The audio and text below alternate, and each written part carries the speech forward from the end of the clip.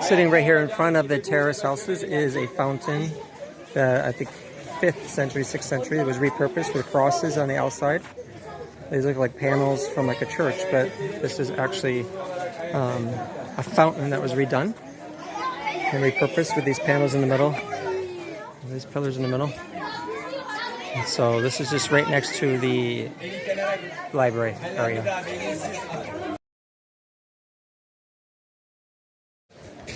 Also in this area, you'll see a cross here on the side here.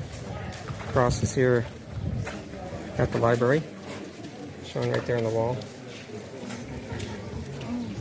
And up there, below the 3rd pillar from the right, is the menorah area.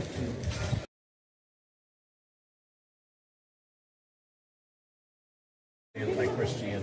Oh. There's the area of the menorah, just here in the square here. And we'll go to one of these pillars here and show you a cross over there too. Around the corner, you'll see the cross, and then we'll see another cross actually around the corner here, just very faint. There's a cross right there.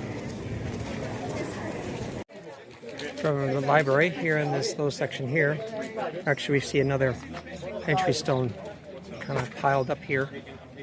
So most likely this guy just mentioned here, the tourist guy, on the side here there were mosaics.